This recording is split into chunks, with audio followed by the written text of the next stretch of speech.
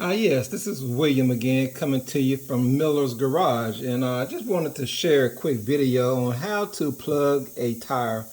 The tire that you see in there has a hole that was found by just airing the tire up. I was taking my tractor out to the country to do some work around my family member's property, and the tire was dead flat, so I took it off, unmounted it from the trailer, brought it back to my garage and aired it up with my air compressor, and found that the tire has a hole. I could actually hear it, and if you just be quiet, you can hear the air coming from the tire.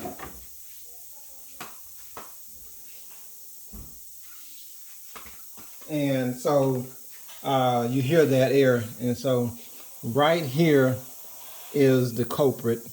There's a nail lodged into the tire there. So you only need 3 tools to plug a tire.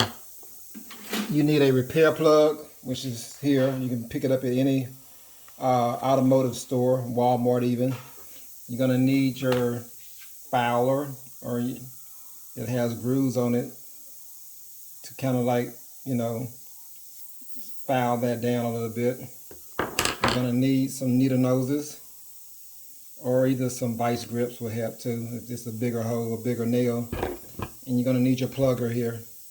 So this is the option that we have to plug it. So you have your needle noses to remove the nail. You have the sander or the filer to file the hole in order to get the plug in.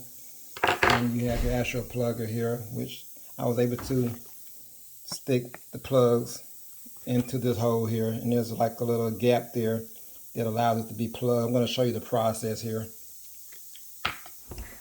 So we're going to find that nail that's right there. So we're going to dig in there just a little bit and pull that nail out of there. So just grab it and just pull it out. So I have pulled the nail out of the tire, and so now I'm inserting my fouler, or like the little tire, I call it a tire sander, but it's like a fouler. I stuck it in the hole where the nail came from, and I'm just kind of like smoothing that out and just going in and out with that fouler. And so that way it makes the hole big enough to get my plug in. So I'm just kind of screwing that in, going back and forth, and just make sure I have having a well-established. Sorry about the camera. Trying this new tripod out, but got that hole big enough. So now I'm going to take that out. I'm going to plug it. So I'm going to go there. I'm going to get that